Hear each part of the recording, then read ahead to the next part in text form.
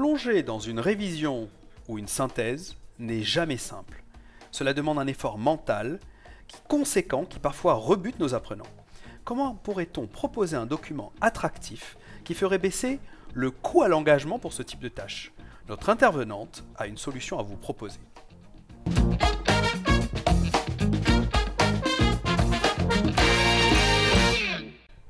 Bonjour et bienvenue dans cette causerie de la série Enseignement et Innovation de la collection Pédagogie de l'Université numérique de La Réunion. Aujourd'hui, j'ai le plaisir d'accueillir Natacha Cano, chargée de mission à l'Acadie. Bonjour Natacha. Bonjour Didier, merci de m'avoir invité. Donc effectivement, je suis chargée de mission à l'Acadie, la cellule académique recherche, développement, innovation, expérimentation de l'Académie de La Réunion. L'objectif de chaque CARDI, dans chaque académie, c'est de recenser les innovations pédagogiques, de les accompagner par de la formation, notamment, et puis de les valoriser. Les mettre en avant, donc via notre site par exemple. Et puis, dans l'accompagnement, peut-être, parce que ça va être le sujet du jour, accompagner l'innovation, c'est aussi faire une veille pédagogique pour les enseignants, par exemple. Bien sûr, j'imagine que de nos jours, on travaille en réseau, il y a beaucoup de veille.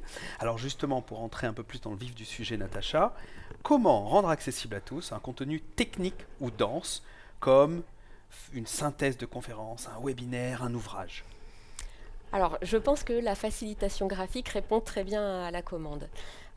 Donc, facilitation graphique, il y a deux mots. Il y a facilitation, qui pour moi est l'élément principal, c'est-à-dire aider à la compréhension, synthétiser, aller vers les essentiels. Et puis, il y a le côté graphique qui est l'outil. La facilitation graphique répond aussi très bien aux préconisations des chercheurs en neurosciences, c'est-à-dire aller vers les essentiels, aller vers l'image qui est le langage naturel du cerveau, qui permet de mieux mémoriser. Donc quand je dis facilitation graphique, je pense que vous connaissez très bien le mind mapping ou ce qu'on appelle carte mentale, les infographies. Moi j'étais professeure de français, j'utilisais aussi l'orthographe illustrée. Et puis il y a ce qui nous intéresse aujourd'hui, c'est-à-dire le sketchnoting. Alors justement, le sketchnoting, est-ce que vous pouvez nous expliquer un petit peu ce que c'est?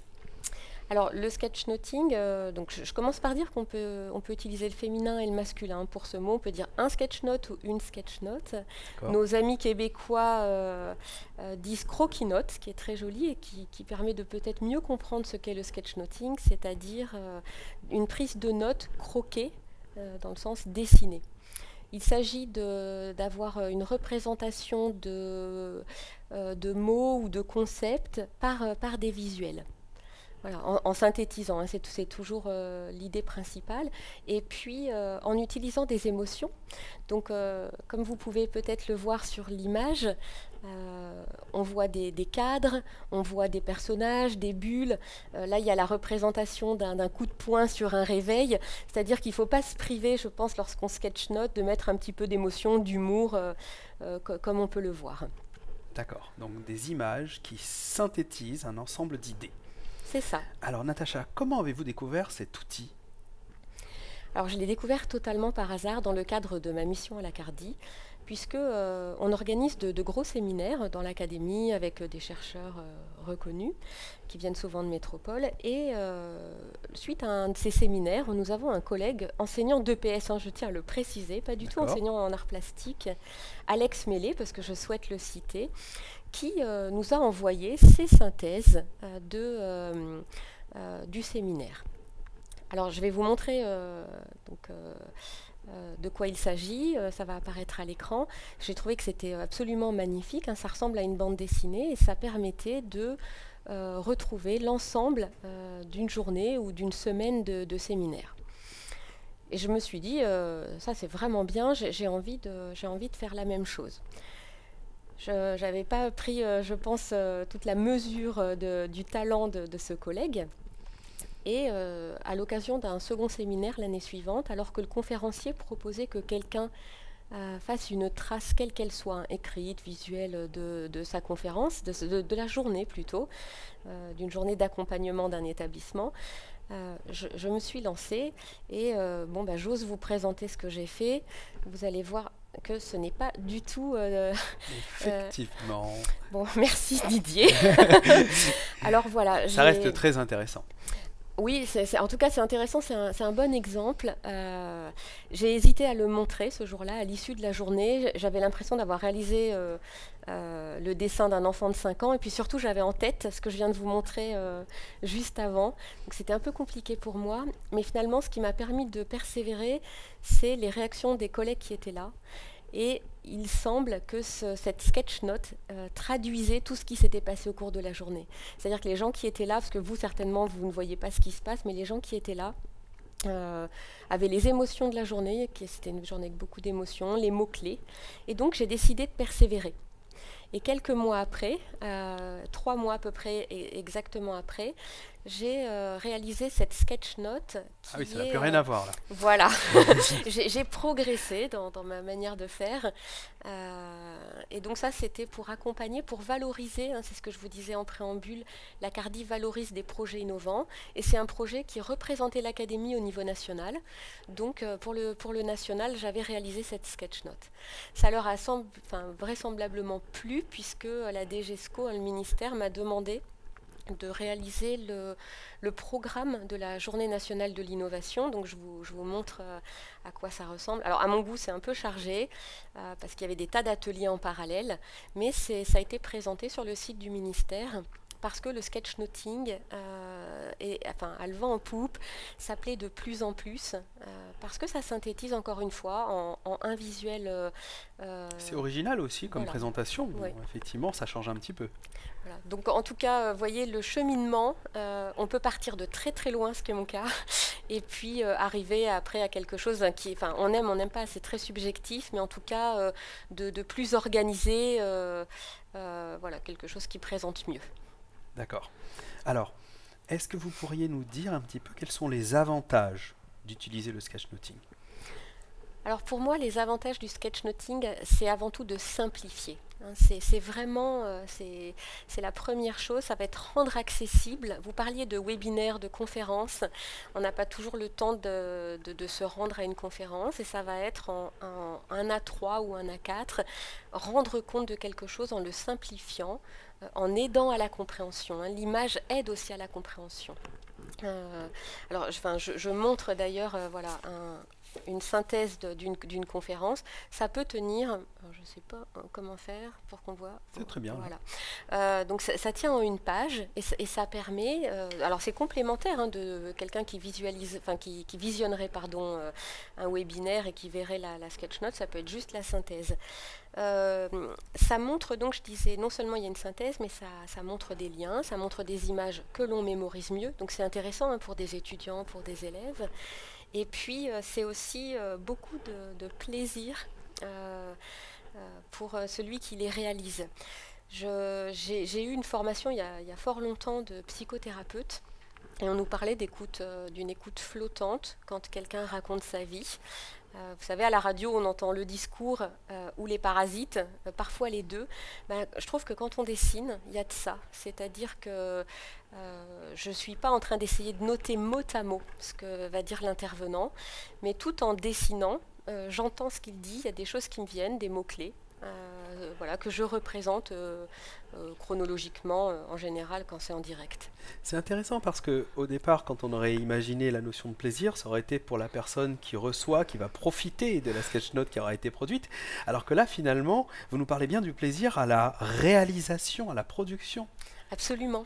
Alors, moi, je prends énormément de plaisir à faire ces sketch notes, qui me prennent pourtant du temps, surtout quand elles sont faites a posteriori, parce que je suis un peu trop perfectionniste, souvent je fais 2 ou 3 brouillons. Mais par contre, il faut quand même garder à l'idée que ce plaisir doit être quand même tourné aussi vers les autres. Là, le sketchnoting, voilà, le sketchnoting, c'est pas toujours, ça peut être de représenter quelque chose pour soi, mais c'est souvent pour les autres. Et nous, en tout cas, à chaque fois que c'est dans le cadre de mon travail à la Cardi, c'est vraiment pour rendre accessible un contenu. Donc j'ai beaucoup de plaisir, mais je crois que j'en ai encore davantage quand c'est pour moi, puisque je n'ai pas cette finalité en tête de me dire est-ce que c'est suffisamment compréhensible, suffisamment clair, voilà. Très bien. Alors, nous avons vu les avantages d'utiliser le sketchnoting, cette simplification, l'organisation, les liens entre les éléments, la concision, le fait que ce soit plus attrayant. J'imagine qu'il y a aussi des limites à utiliser cet outil. Oui, alors la première limite, outre le cadre, hein, parce que vous voyez, quand on décide de faire rentrer quelque chose dans un calepin, il y a des bords. Donc il y a cette première limite quand même des bords de la page. Et puis une limite quand même importante, c'est la compréhension. Un pictogramme peut avoir de multiples sens. Si je dessine une tasse à café, vous pensez à quoi, Didier? Un stimulant, de l'énergie. Voilà. Bon. Alors, vous voyez, pour moi, si je dessine une tasse à café, ça va être la pause. La pause café. Bon, donc, on a deux conceptions très différentes pour le même objet. Ça veut dire que le sketchnoting ne peut pas se limiter au pictogramme. Il faut vraiment, je vous le disais tout à l'heure, mettre des mots et des liens également. Et il faut peut-être une culture partagée entre la personne qui va produire et la personne qui va recevoir. Tout à fait. Alors, c'est vrai que dans le cadre, par exemple, d'un cours, c'est vraiment intéressant de sketchnoter pour ses élèves ou que les élèves sketchnotent le cours ou les étudiants parce que là, on a cette culture partagée. Si un enseignant fait un cours sur la mécanique des fluides, je pense que les élèves, on va parler de l'effet Venturi, tout le monde va le représenter avec quelque chose d'étroit probablement, et pour quelqu'un qui serait en dehors de ce cours, ça va être un pont, ça va être un rectangle, ça n'aura pas la même compréhension du tout. Donc oui, vous avez raison, il faut rendre explicite tous ces pictogrammes et c'est mieux d'avoir une culture partagée. Alors, vous avez évoqué dans le processus de production deux cas qui me semblent vraiment différents. Celui du sketchnote qu'on va faire au fur et à mesure du déroulé, j'écoute une conférence par exemple et je produis le sketchnote au fur et à mesure. Et le cas où la conférence elle est finie, ou alors la production elle est là, et je veux réaliser ma synthèse. Et donc cette création au fil de l'eau par rapport à une réalisation lorsque le rendu est fait, la conférence est finie, j'imagine que c'est quand même quelque chose de très très différent. Oui, c'est très différent et c'est surtout, ce n'est pas la même difficulté selon moi. Ah. Donc je conseille de commencer par les sketch notes que l'on réalise a posteriori ou alors avec, vous savez, une conférence enregistrée, un webinaire que on va pouvoir mettre sur stop et puis voilà, revenir en arrière, vérifier qu'on a bien compris. Donc on a la vue d'ensemble finalement. Exactement, parce que comme je vous le disais, une des limites, c'est vraiment le format que l'on va choisir. Donc moi, lorsque je sketchnote en direct, j'ai souvent du A3 lorsque je sais que je vais avoir de la place. Et puis sinon, je viens avec une feuille, un carnet A4. C'est quand même tout petit, même si des fois je fais 2 sketchnotes. Ça veut dire qu'il faut réfléchir en amont à l'organisation de la page. C'est pas mal de pouvoir obtenir le diaporama du conférencier lorsqu'on le peut, c'est pas toujours facile, ou alors d'avoir un petit brouillon et de noter dans un coin le sommaire ou le plan qu'il va présenter. Souvent les conférenciers ont une première diapo avec le plan. Donc je le note souvent et puis j'organise dès ce moment-là ma page dans ma tête. C'est-à-dire en fonction des différentes parties de la présentation. Exactement. Si c'est en 3 parties, hein, comme je vous l'ai montré là-dessus, je le remontre une nouvelle fois. Ça va être par exemple la page divisée en 3, mais ça peut être 4 cadres, par exemple, ou en Z. Lorsque c'est a posteriori, là j'ai tout mon temps. Je l'ai dit tout à l'heure, pour faire des brouillons, pour voir ce qui est important, les essentiels que je vais garder, c'est bien plus facile. C'est pour ça qu'il faut commencer comme ça. Un petit conseil aussi pour ceux qui voudraient quand même se lancer dans du direct, il est tout à fait possible d'utiliser un rouleau. Un rouleau de papier, on appelle ça un rouleau mémoriel, et donc on va dérouler au fur et à mesure de la conférence et il n'y a plus ce problème de limite de page. On va dessiner chronologiquement sans se poser la question de l'espace. D'accord, très bien. Alors, ce type de production, finalement, il va forcer la personne qui le réalise à passer par différentes étapes pour arriver au bout d'une démarche de synthèse finalement. C'est bien ça ? Oui. Pour moi, comme on l'a dit tout à l'heure en préambule, dans facilitation graphique, le mot le plus important, selon moi, c'est vraiment facilitation. Graphique, ça reste l'outil, mais l'usage, ce que je veux en faire, c'est faciliter la compréhension, que ce soit de mes élèves, de mes étudiants, ou en ce qui me concerne, des enseignants, voire des personnels d'encadrement qui vont utiliser ou relire mes sketch notes. Donc je fais tout ce travail de synthèse, de compréhension, de digestion d'un contenu. Et il me semble que c'est extrêmement intéressant quand on est enseignant de vérifier la compréhension d'un élève en lui demandant ce genre de travail. Ah, effectivement, puisque si l'étudiant ou l'élève est capable de produire la sketchnote, ça veut dire qu'il est passé par les différentes étapes de sélection des informations importantes, de synthèse, Oui. et ensuite, comment est-ce que... Alors, si je reprends les étapes clés, je dirais donc la première étape, vraiment la compréhension. Comme vous l'avez dit, c'est l'étape numéro 1. Donc, c'est bien plus facile d'ailleurs de sketchnoter, on y revient, un contenu que l'on maîtrise. Oui. C'est vrai que, pour ma part... C'est pour ça que c'est intéressant pour l'enseignant, pour vérifier exactement, voilà. Si l'étudiant a bien compris. Je trouve ça très compliqué toujours de découvrir des notions et en même temps de devoir les représenter. Donc il faut bien comprendre. Ensuite, il faut commencer l'aspect synthèse, c'est-à-dire trier les essentiels. Qu'est-ce que je vais garder? Qu'est-ce qui me semble un peu plus superflu? Alors peut-être que s'il y a des conférenciers qui écoutent, ils se disent mais dans ma conférence il n'y a rien de superflu, mais on ne peut pas tout noter, ça ne peut pas être exhaustif, donc il faut faire ce travail sur les essentiels. Une fois qu'on a fait le travail sur les essentiels, on va organiser les idées, c'est-à-dire qu'est-ce que je vais mettre en numéro 1, numéro 2, numéro 3, etc. Je vais faire le fameux plan de page.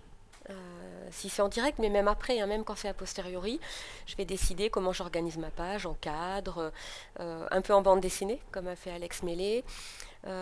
Et puis ensuite, je vais passer au côté dessin, finalement.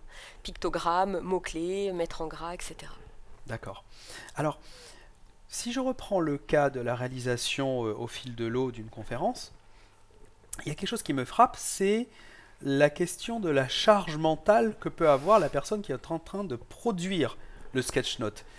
Parce que, si j'ai bien compris, en plus d'avoir à écouter, il y a ce travail de synthèse, il y a ensuite ce travail de production de la sketchnote. Donc, comment est-ce qu'on peut réussir à faire toutes ces actions en même temps? Alors, pour libérer de la charge mentale, parce qu'il y en a effectivement, ça veut dire que quelqu'un qui prend des notes au fil de l'eau de manière classique va essayer de tout noter. Donc, il met un peu dans sa mémoire de travail certaines phrases et puis il tente de les écrire.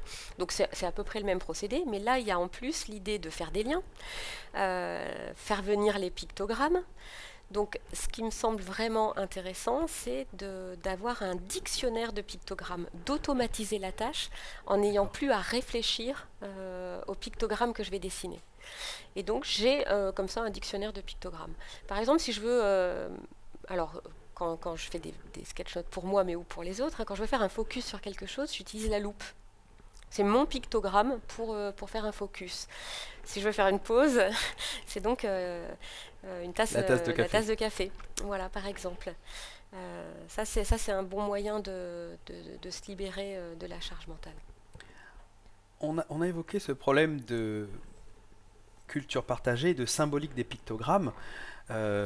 Ça m'évoque d'autres sciences qui peuvent peut-être aider et nourrir, comme la symbologie.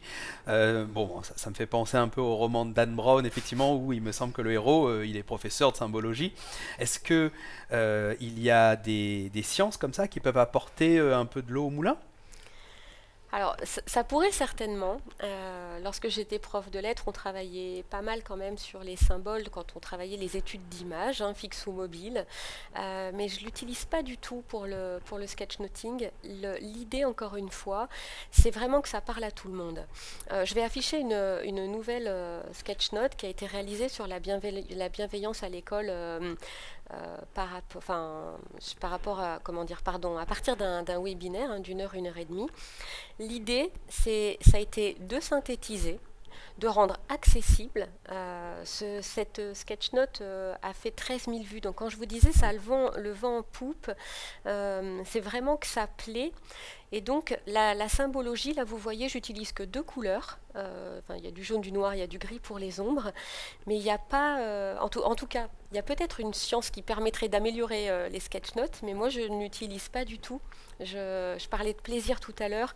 Je me fais plaisir en les réalisant et j'espère que ça rend plus accessible un contenu. D'accord. Alors, je suis convaincu, on va dire. Voilà, et j'ai envie de vous poser la question, comment on fait pour se lancer? Oui, alors on me pose souvent la question, et notamment dans les formations qu'on anime à ce sujet, et pour moi le mot-clé c'est désinhibition.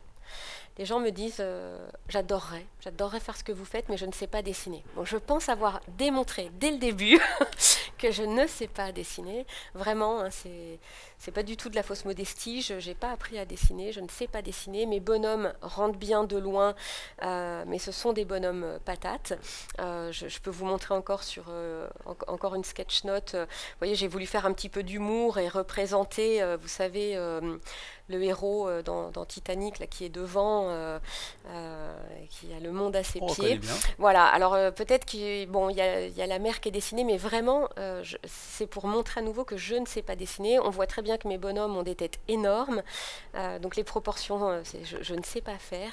Et l'idée, quand on décide de se lancer, c'est de dire je ne sais pas dessiner, mais ce n'est pas du dessin. Quelqu'un qui saurait bien dessiner devrait presque désapprendre le dessin, parce que c'est très long de dessiner, de mettre des ombres, de griser, de réfléchir à la lumière. Quand on fait un pictogramme, on va vite. On veut aller vite, on veut être efficace. Donc il n'y a pas besoin de savoir dessiner. L'étape la plus difficile, hein, on en a parlé plusieurs fois, c'est vraiment cette étape de comprendre, de synthétiser, de choisir les idées clés, les essentiels. La représentation, c'est assez annexe finalement. Donc on n'est pas dans un aspect artistique. Non. Finalement, s'il y a un art là, c'est celui de la synthèse. Oui, mais absolument, vous avez parfaitement résumé. D'accord. Alors, est-ce que vous pourriez nous donner les étapes pour faire ce type de réalisation? Alors les étapes, pour moi, ça va être justement comprendre, conceptualiser, trier ses idées, hein, les organiser, parce que parfois un conférencier ou dans un cours, le prof peut se perdre un peu, ça arrive, et donc c'est réorganiser ce qui a été dit. Parfois on peut regrouper certaines choses, les regrouper pour soi parce que ça nous paraît aller ensemble, les regrouper pour les autres parce qu'on pense qu'il y a des liens. Et comme les chercheurs en neurosciences ont montré que comprendre, c'est faire du lien, ben on fait ce travail. Et l'aspect dessin ne vient qu'à la fin. Enfin, je dis dessin, pictogramme, hein, les petits bonhommes patates qu'on a vus. D'accord, donc tout cet aspect d'organisation des idées et de tracer finalement l'image, c'est vraiment l'aboutissement de tout un processus cognitif qui arrive en amont. Oui. Alors, est-ce que vous pourriez nous dire quel matériel vous utilisez pour faire ces magnifiques productions? Oui. Alors, donc on a vu le grand calepin A3 hein, plusieurs fois. Il faut que le papier soit assez épais parce que même si j'utilise des feutres avec de l'encre à l'eau, il ne faudrait pas que ça traverse. Ensuite, j'utilise par exemple ce genre de joli carnet. Et je vais vous montrer, j'ai par exemple sketchnoté dans ce carnet un MOOC, un Massive Online Open Course, où je ne l'ai peut-être pas dit dans le bon ordre. Nous étions 20 000 ou 22 000 à suivre ce cours. Et chaque semaine, je sketchnotais, je faisais une synthèse à l'intérieur. D'accord. Désormais, lorsque je dois animer une formation sur les neurosciences, et s'il me manque un élément important, ou lorsque je veux illustrer quelque chose, c'est dans ce carnet que je viens chercher les informations, parce que c'est une vraie synthèse. C'est plus facile de retrouver vos idées et vos données dans une représentation synthétique graphique. Ah oui, tout à fait. Et alors après, comme c'est moi qui les ai faites, ces sketch notes, je vais vite hein, pour retrouver, oui. Ça serait peut-être pas le cas pour quelqu'un d'autre, mais en tout cas, je trouve ça bien plus facile de retrouver une information et je comprends plus rapidement si j'avais oublié la notion que dans un document de plusieurs centaines de pages, hein, parce qu'il y avait 6 semaines de MOOC et c'était assez dense. Ensuite, au niveau des stylos, alors je vais les prendre, voilà. Donc l'outil de base, alors je ne l'ai pas pris, celui-ci c'est le crayon de papier. Quand on commence, je l'ai un peu dit. Tout ce que c'est. Voilà. Quand on commence, il ne faut pas hésiter à dessiner au crayon de papier, avoir une gomme avec soi et à faire des brouillons. Ensuite, j'utilise des feutres noirs tout simples avec des pointes fines hein, qui vont de 0,1 mm à 0,7. 0,1 c'est lorsque je dessine un chercheur que personne, ou que tout le monde connaît mais que personne ne peut reconnaître parce qu'il a une grosse tête et un petit corps patate, je mets une flèche avec mon feutre 0,1 mm et j'écris de qui il s'agit. Je dessine beaucoup avec du 0,3 ou 0,5 mm. Et puis, j'ombre avec ce feutre gris. Donc on voit que c'est un feutre gris très clair. Très clair, oui. Et ça, c'est vraiment, peut-être qu'on reviendra après aux différentes étapes pour progresser, mais c'est quelque chose qui fait passer du statut d'amateur au statut de professionnel. Astuce importante. Astuce importante. Et puis ensuite, j'utilise des feutres tout simples. Je pense presque des feutres pour enfants, mais il ne faut pas qu'ils soient à l'alcool. Les feutres à alcool traversent tout type de papier pratiquement, donc il faut qu'ils soient avec de l'encre à l'eau. Et ceux-là, par exemple, sont intéressants parce qu'ils ont une pointe biseautée d'un côté, donc je peux faire différentes épaisseurs, et puis une pointe plus fine de l'autre côté. Et ils sont rechargeables aussi, donc c'est intéressant pour la planète et pour les finances. Alors, vous nous avez présenté un matériel quelque part qui permet de faire des illustrations de façon traditionnelle. J'imagine qu'il y a un pendant équivalent pour travailler sur ordinateur ou tablette. Comment ça se passe au niveau, j'ai envie de dire, plus numérique? Alors effectivement, il y a des gens comme Alex Mellet, qui a fait les belles bandes dessinées qu'on a vues au départ, qui travaillent sur tablette. Et moi, ça m'a attirée pour gagner du temps. Et finalement, je m'y suis jamais mise. Donc j'ai la tablette à la maison, j'ai le stylet. Mais enfin, j'ai essayé. Et quand j'ai essayé, je me suis rendu compte que je n'avais pas le même plaisir du tout à la réalisation. C'est-à-dire que vraiment le contact du stylo sur le papier, il y a quelque chose de zénifiant, si je peux utiliser ce terme. J'ai l'impression parfois presque, pas d'être en méditation, mais d'entendre les paroles, de pouvoir faire une synthèse, mais avec ce plaisir que je n'ai pas retrouvé sur la tablette. Quand même, il faut souligner qu'avec une tablette, il y a un intérêt majeur, c'est que c'est banque de pictogrammes. Oui. Moi, j'ai un dictionnaire de pictogrammes dans ma tête, je sais exactement quel pictogramme utiliser à quel moment, la plupart du temps. Mais sur la tablette, l'avantage, c'est qu'on n'a pas à les redessiner. La loupe, je la dessine une fois, la tasse de café, je la dessine une fois, et puis je viens les faire glisser sur ma sketch note très rapidement. Effectivement. Après, effectivement, je comprends que ce qui est important, c'est la recherche un peu de cette productivité par rapport au plaisir qu'on en a à faire. Donc, le choix se fait aussi par rapport à ça. C'est certain. Il faut, à un moment, surtout si on sketchnote en direct, et je le fais de plus en plus, c'est-à-dire que pendant une conférence, à la fin de la conférence, la sketchnote est réalisée. Parfois, il me reste des ombres à mettre ou quelques couleurs, mais ça veut dire qu'il faut être très efficace. Et ça demande de l'entraînement, ça demande de s'entraîner pour progresser. Ouais.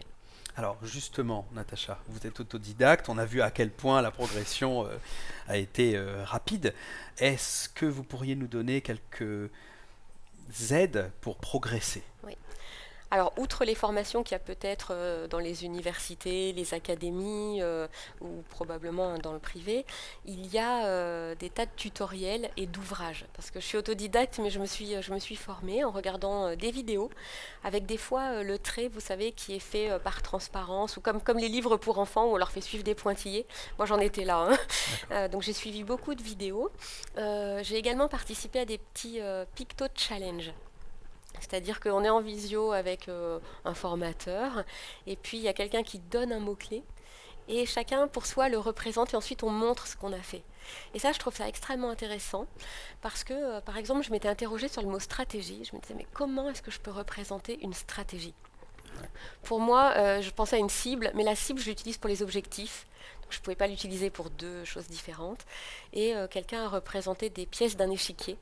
Et je me suis dit, c'est parfait. C'est facile de représenter un cavalier, une tour. Donc, lorsque je veux représenter la stratégie, merci donc au Picto Challenge. Ça m'a aidé à progresser. Et puis, il y a beaucoup de livres qui permettent de trouver des pictogrammes, qui expliquent aussi l'aspect facilitation. Il y a l'aspect graphique, mais il y a l'aspect facilitation. Puis sur les moteurs de recherche, on peut trouver des pictogrammes pour créer des banques. Voilà, il faut s'entraîner quand même. Il faut dessiner régulièrement, le faire régulièrement. Je pense qu'on n'oublie pas tout, mais que ça peut s'oublier relativement vite si on ne s'entraîne pas.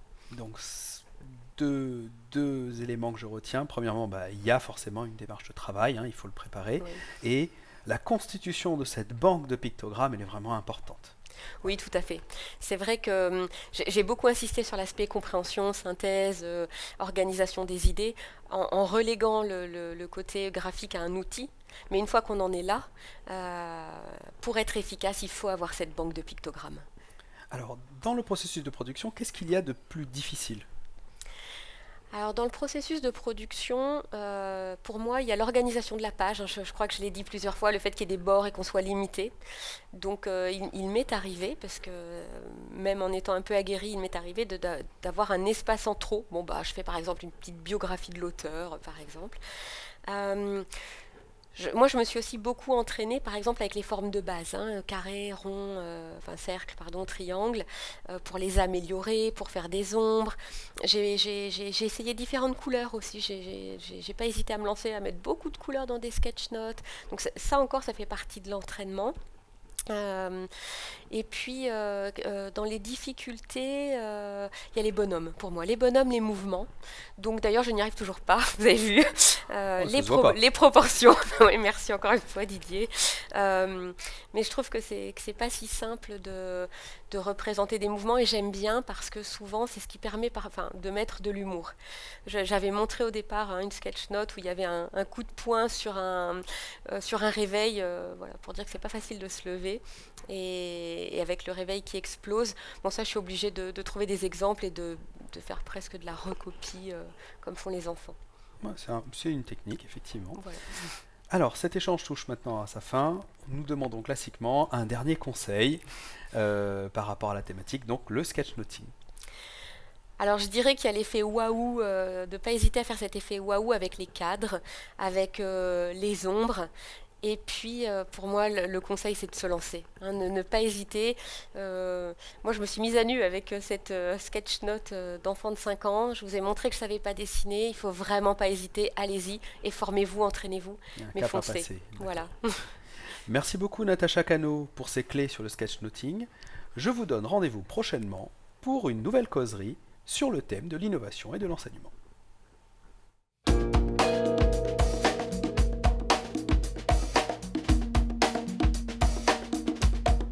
Thank you.